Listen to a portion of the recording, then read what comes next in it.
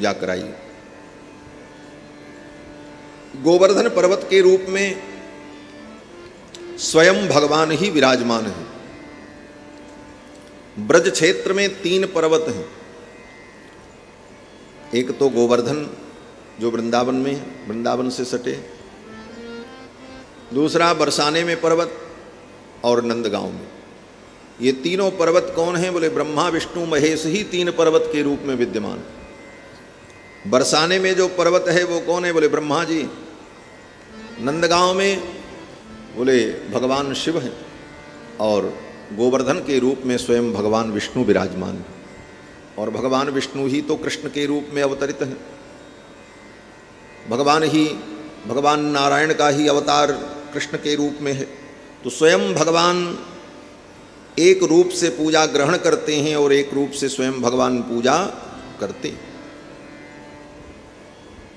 भगवान ने ब्रजवासियों को, ए भैया वो माता जी को बैठाने की व्यवस्था करो कुर्सी,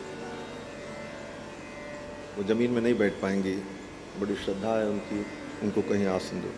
बोलो श्री सीतारामचंद्र भगवान की जय। जय श्री राधे श्याम। तो भगवान श्री कृष्ण ने इंद्र की पूजा का निषेध किया और गोवर्धन पूजा कराई। इंद्र को जब पता चला कि ब्रजवासियों ने मेरी पूजा नहीं की तो इंद्र को बड़ा क्रोध आया। इंद्रस्तदात्मनः पूजां विज्ञाय विहितां नृप गोपेभ्यः कृष्णनाथेभ्यो नंदादिभ्यश्चुकोपसः।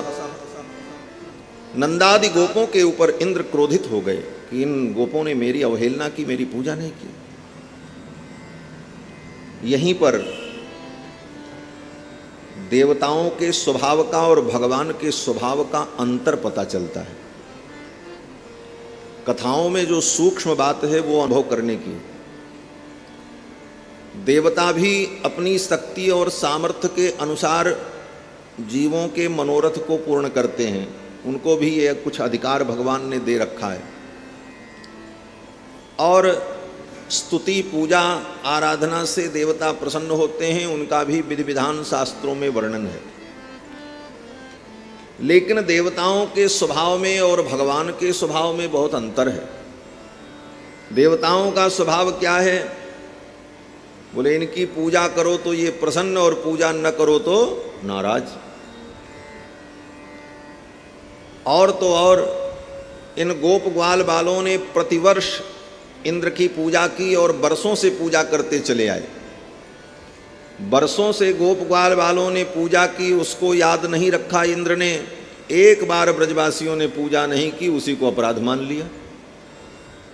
अरे भाई एक बार नहीं किया कोई बात नहीं, हर साल तो कर ही रहे थे। कुछ तो तुम्हारे हृदय में उदारता और पवित्र भाव होना चाहिए था। लेकिन इतनी सी बात पर इंद्र नाराज हो गए। और भगवान का स्वभाव क्या है? बोले भगवान की एक बार कोई पूजा कर ले, एक बार ठाकुर को कोई प्रेम से कोई वस्तु अर्पित कर दे, उतने मात्र से भगवान सदा के लिए प्रसन्न हो जाते हैं। बाद में चाहे वो भगवान का अपकार ही क्यों न करे, फिर भी भगवान उसके उपकार को भूलते नहीं है। ये भगवान का स्वभाव। ये महर्षि वाल्मीकि ने रामायण में अयोध्या कांड के प्रारंभ में प्रथम सर्ग में ही भगवान के जब दिव्य गुणों का वर्णन किया तो वहां पर महर्षि वाल्मीकि लिखते हैं कथंचिदुपकारेण कृते नैकेन तुष्यति। इस श्लोक के ऊपर हमारे श्री संप्रदाय के आचार्यों ने खूब चिंतन किया है, इतना रस अनुभव किया है कि इस एक श्लोक की व्याख्या करता रहे व्यक्ति शास्त्रों के आलोक में तो कितने दिन तक इसी की व्याख्या होगी भगवान के स्वभाव की। महर्षि वाल्मीकि कहते हैं कथंचित उपकारेण कृते नैकेन तुष्यति। एक बार कथनचित कोई भगवान का उपकार कर दे, उनके लिए कुछ कर दे, पूजा ही नहीं कुछ कर दे, एक सूखी माला ही पहना दे भगवान को, स्वयं भगवान ने कहा तुम कुछ भी कर दो मेरे लिए, पत्रम पुष्पम फलम तोयम यो में भक्त्या प्रयच्छति।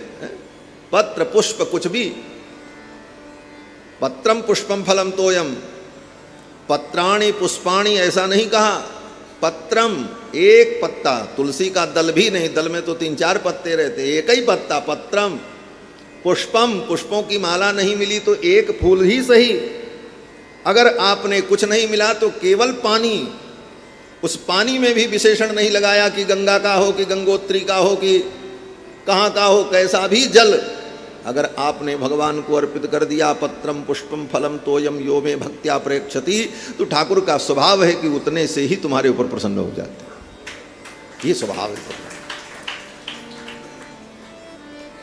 कथनचित उपकारेण, एक बार अगर कोई कथनचित, कथनचित का मतलब है, अब कथनचित का अर्थ, सीधा अर्थ तो कथनचित का होता है किसी भी प्रकार से, कैसे भी। महर्षि वाल्मीकि ने कहा कथनचित उपकारेण, किसी भी प्रकार से कोई उपकार कर दे तो कृते नैकेन तुष्यति, उस एक उपकार से ही भगवान संतुष्ट हो जाते हैं। फिर उस कथनचित शब्द का अर्थ जब किया परवर्ती आचार्यों ने, तो उन्होंने कहा कथनचित का मतलब उपेक्षा पूर्वक भी, अनिच्छा से भी। बोले कैसे? बोले जैसे आपके घर कोई अतिथि आने वाला था, उस अतिथि के लिए आपने सुंदर गुलाब के फूल की, बेला के फूल की माला मंगाई, सुंदर मिष्ठान्न मंगाया और मंगा करके रखा, सवेरे से प्रतीक्षा करते रहे अतिथि अब आएगा, और प्रतीक्षा करते करते सायंकाल की बेला हुई और जो आपका प्रिय अतिथि था वो नहीं आया, माला सूख गई, मिठाई ठंडी हो गई, आपकी सारी तैयारी जो है धरी रह गई, आपके मन का उत्साह भी समाप्त हो गया। ऐसी परिस्थिति में आपने देखा कि अब माला भी सूख गई, सब लाए तो थे लेकिन इसका उपयोग नहीं हुआ, क्या करें? ले लाओ भगवान को ही चढ़ा देते हैं।